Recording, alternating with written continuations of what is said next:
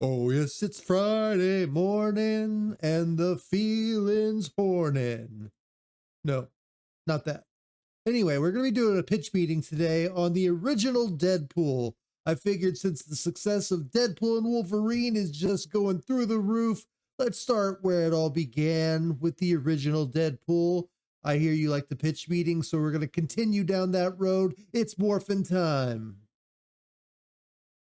All right, here we go. Yeah. So I heard that the fans want to see a Deadpool movie. Yes, sir. There's leaked test footage floating around the internet and everything. Great. So if I'm not...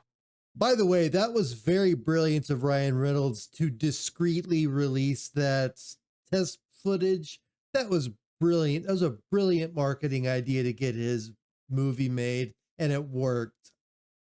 Ryan Reynolds, you're a genius. Not mistaken, the last time we saw leaked test footage floating around the internet and everything. Great. So if I'm not mistaken, the last time we saw Deadpool, he shot a bunch of lasers from his eyeballs at the end of X-Men Origins Wolverine, and then he had his head cut off, and there was a post-credit scene revealing that he wasn't actually dead. So I'm assuming we're gonna pick things up from there? Oh, absolutely not. Oh, yeah, no.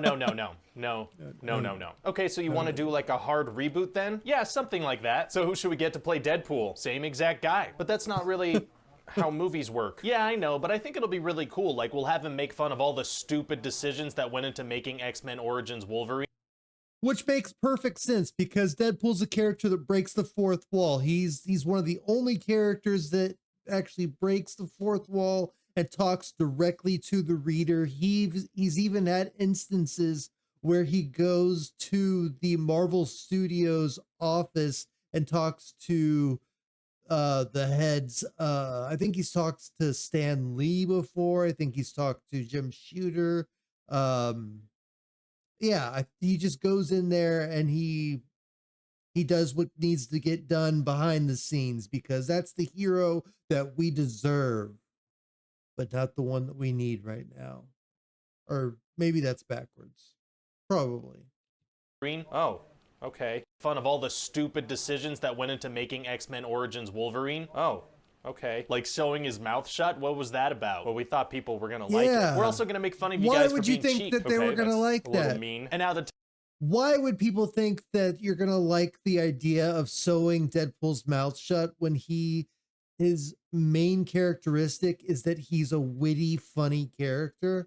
Why would you want to sew his mouth shut and cut off his personality completely? I'll never understand the thought process behind that other than they wanted to just focus the movie on Wolverine and not have Deadpool steal the show, because he kind of was for a little while, but I'll never understand that. That was the stupidest idea. That was,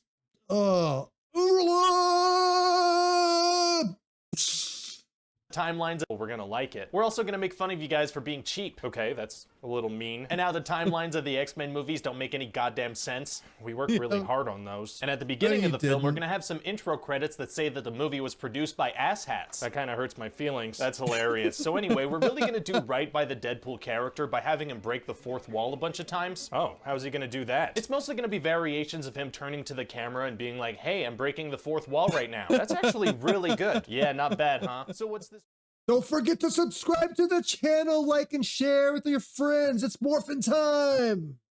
So what's this movie about? Well, basically Wade Wilson is gonna fall madly in love with this woman Vanessa. Oh, what's she like? She's crazy in the bedroom and she knows what Star Wars is. That is every teenage boy's dream girl, and I want no more character development than that. Oh, don't worry, that's where it ends, my friend. Perfect. So anyway, Wade is gonna learn that he has a terminal illness. Uh-oh. And so this creepy guy tells him they can cure him and give him superpowers. Wow. So he goes to this workshop, but it turns out that it's run by this bad guy Ajax, and he really hates Wade. What's his backstory? He's also a product of the workshop, and that's as far as we're gonna dive into that. Does he have powers? Yeah, he has really fast reflexes, and he doesn't feel pain or emotions or anything, really. Why does he hate Wade? Well, because Wade keeps cracking jokes, and he finds out that his real name's Francis, so, you know, he feels pretty angry about that. I thought he couldn't feel anything. Did I say that? Yeah, like a second ago. Whoopsie. Anyway.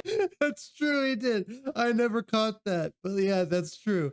So what do they do at the workshop? Well, they inject Wade with this serum that'll awaken any mutant genes he might have, and then they try to trigger that by putting him through extreme stress. Very evil. And so they torture him and he develops super healing. So did they know those were the powers he was gonna get? No, they didn't know what he was gonna get. Well, then what was the plan if he didn't develop those specific abilities? What do you mean? Like, let's say his mutation ended up being that he can now fly. Yeah? So now they have a guy who can fly, but who's still about to die because of his terminal illness. Right, when you put it that way. Not a very good business model. Not the best, no. Huh. So anyway, they get lucky and he gets healing powers. All right. And so now Wade can recover from anything, but he's not super attractive anymore. Oh, he gets disfigured. Well, disfigured is a big word. He has bumpy skin and no eyebrows. Gotcha, so it's not gonna be like a huge plot point or anything. It's gonna drive the entire movie. Oh, it is. Yeah, well, now that he's movie ugly, he doesn't think his girlfriend's gonna love him anymore. Okay. So he wants to track down There is a difference between movie ugly and real ugly. That is funny that they point that out. Francis so he doesn't think his girlfriend's gonna love him anymore. Okay. So he wants to track down Francis so he could fix his face. That's a pretty thin storyline. Oh yeah, super thin. Feels like the whole...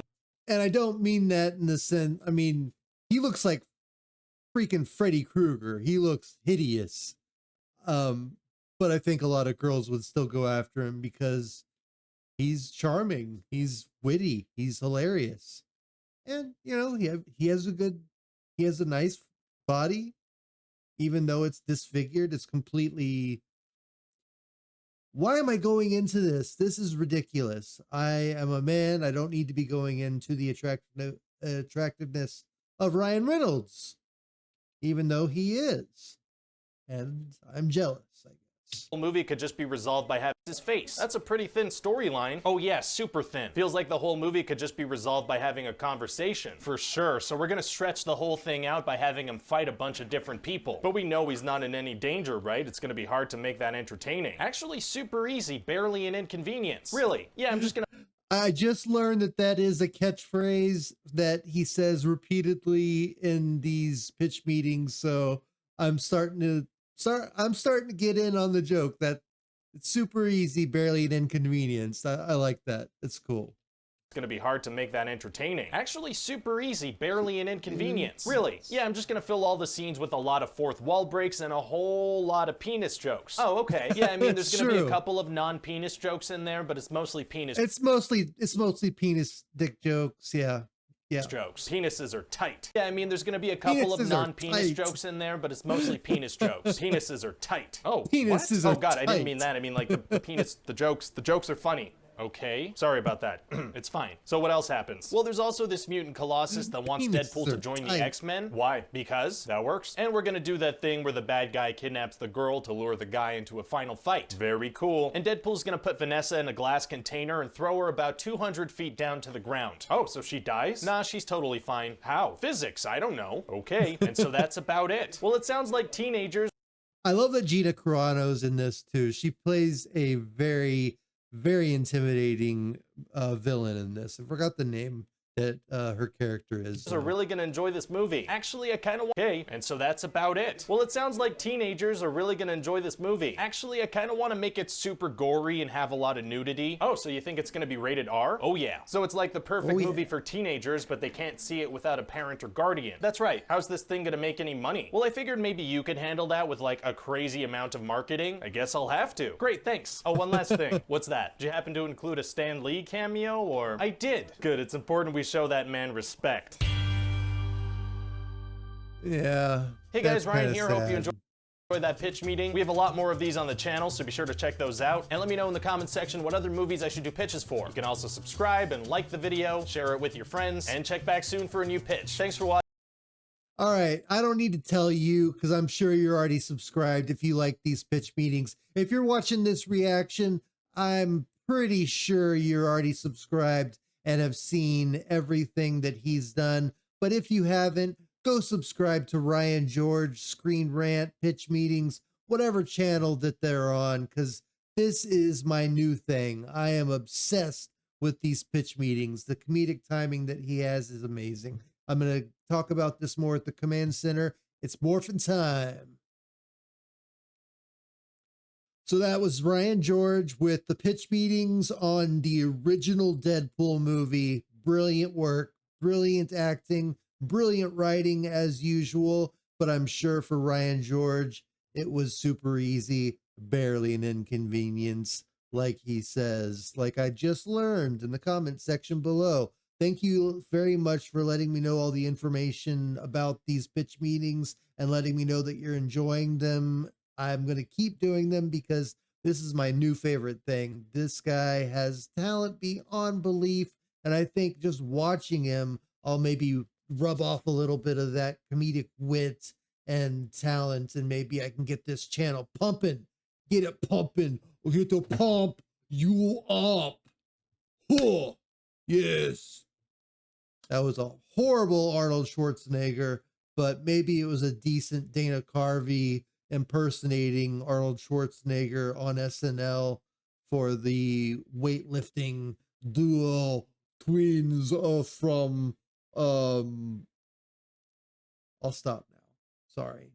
But yeah, go ahead and like and subscribe to Pitch Meetings, and please don't forget to subscribe to this channel. Like it if you liked it, don't like it if you didn't like it, and share it if you love it. Go ahead and share it with everybody if you love it. And there's Teespring merch, there's exclusive content over on Patreon that I just dropped actually last night. I'm going to be doing a lot more a lot more streaming would include just one stream ever, but I'm going to be doing streaming regularly from now on. I'm going to figure out if I'm going to be doing it on Fridays or Sundays, because my friend has his on Saturday and I don't want to interrupt his both. There's two people, Dictor Van Doomcock, you might know. He's been a very prominent pop culture advocate for the fans. You might know him and Harvey. I hope you do. Go ahead and go subscribe to him. And Stark of Iron, of course, is amazing. He's been helping me, and I've been going on his podcasts and just chatting away with them, becoming part of the family. It's amazing over there. The Xanadu group is an amazing group of people. I'm just so blessed to have been welcomed into their midst. It's amazing. I love talking to them. Beard of Liberty. All these people are just so comic relief crusader. Mike, God, thank you so much for everything. You're awesome. I hope that we can do a stream soon talking about our Transformers. I have, as you can see behind me, I have about every G1 Transformer, Autobot, and Decepticon that there is up until the end of season 2, including the 86 cartoon movie with Unicron included. And I don't know why I'm going off on this tangent, but I hope you enjoyed this video. I love all of you so much. May the power protect you. And as usual, it's morphin' time.